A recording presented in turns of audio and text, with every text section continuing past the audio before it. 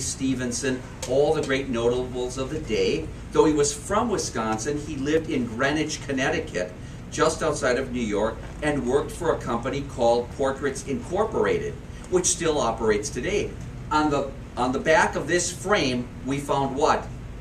The Portraits Incorporated label, which made me even more ecstatic.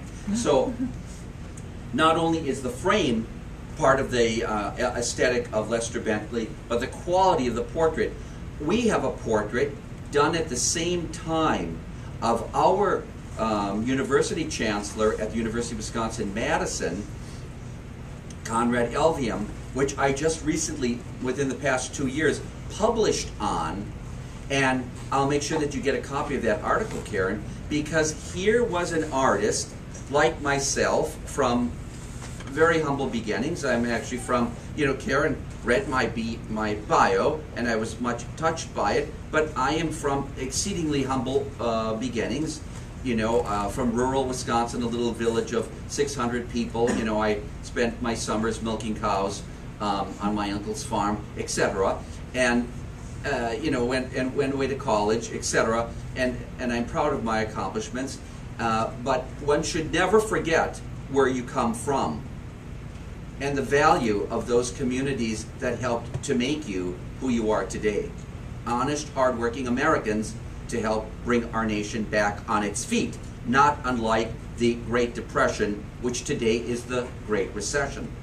Anyway, so that's the story on this lovely portrait of President Davis. Could you come forward, please? Yes, you. And then help me put this down. Here, we'll put it over here. I usually have lots of victims up front. Thanks. Well, the first thing I have to tell you this evening about Ed Lewandowski is I have a confession.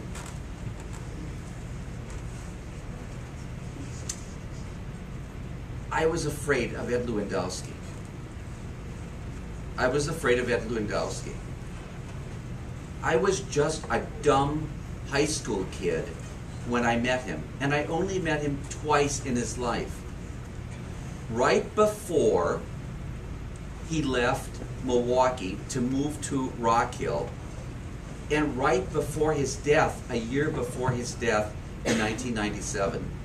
And why was I afraid of Ed? I was afraid because Ed Lewandowski, in my humble little art world, was one of those great, towering figures. When he was in his 20s, he had gallery representation in New York City. He was being reviewed in Art in America when he was in his 20s. It's a very humbling experience. So, Ed represented to me the epitome of what the artist could be.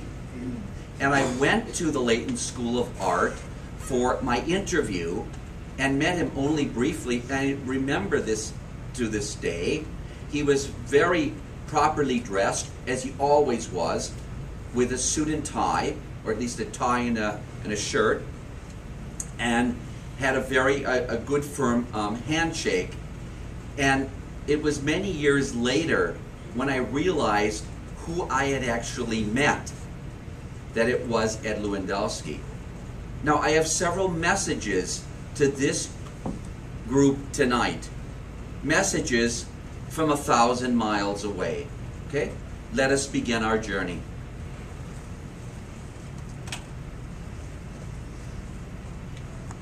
I hope this works. What am I supposed to do, Jared? Okay. Oh, down. Okay, very good. Well, as many of you know, I'm an art doctor. That is, I'm an art conservator by profession. You tear it and I repair it. And as I mentioned to Karen, as an art doctor, I'm very happy to make house calls and to examine works of art so that I can assure the owner or the client that the patient will make a full recovery. And that is part of what I do, and I enjoy doing it not only here in the United States, but also abroad. But this evening, I wanted to share with you my personal memories, my experience, and my love of Ed Lewandowski's work. But first, I have a message. This woman, who, by irony of the gods, is my mother-in-law, a lovely, interesting individual, and we're working on a book about her also. As a young high school college student, against her family's wishes, in 1947, she went to Mexico and lived amongst the Mayan ruins. At the end of that journey, she met a most unlikely couple, which she described as volcanoes exploding, at a dinner in Mexico City. And who might that be? Frida Kahlo and Diego Rivera. And she successfully came back to America, ill with yellow fever and malaria. Sad. This is what Ruth writes, and I was with her on October the 1st. To you, to this assembled group tonight, to each one of you, hello, South Carolina. I well remember Ed Lewandowski because he gave me my first teaching job at Layton School of Art as the art history teacher in 1954. He was a dynamic, opinionated individual, full of creative energy, and liked to get things done. The faculty admired him, and when urban renewal threatened the school, Ed tried hard to find a new home, and I will discuss that with you tonight. In the end, the school closed, and Ed moved to South Carolina. We lost a mentor, friend, and arts administrator, but it was your gain and our loss. Thanks for making the show about Ed Lewandowski. Ruth Millmeyer, October 1st, 2010, Milwaukee, Wisconsin. I told Ruth that I would read it to all of you this evening as part of my talk about Ed Lewandowski. So I've completed my moral obligation on this. Here is Ed Lewandowski, the young arts dynamic illustrator who's working on the watercolor drawing. As you know, Ed was born and raised in Milwaukee, Wisconsin, and he was forever fascinated by the urban scene of industry. And his work celebrates, like Schiller and like the other American precisionists, the golden age of the American century of the 20th century. Unfortunately, today, that great industrial enterprise that we once had now lies in landfills because it's all been torn down and destroyed, and our great industries have now all moved to Asia.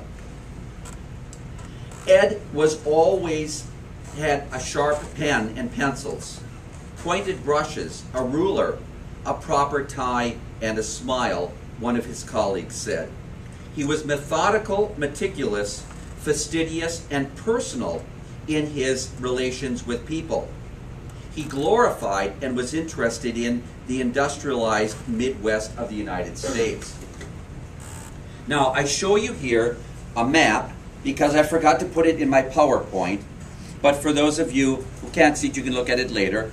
A map of Wisconsin and the Great Lakes.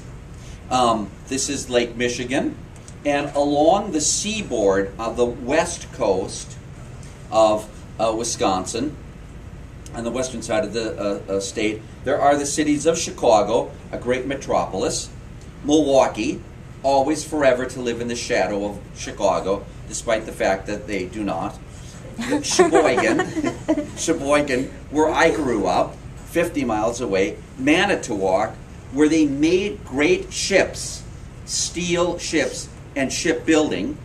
Two Rivers, where Ed occasionally painted, Kewanee, where he painted, Algoma, where he painted, and Sturgeon Bay, also a center for shipbuilding. Green Bay, where the Green Bay Packers, not the Pittsburgh Steelers, are located.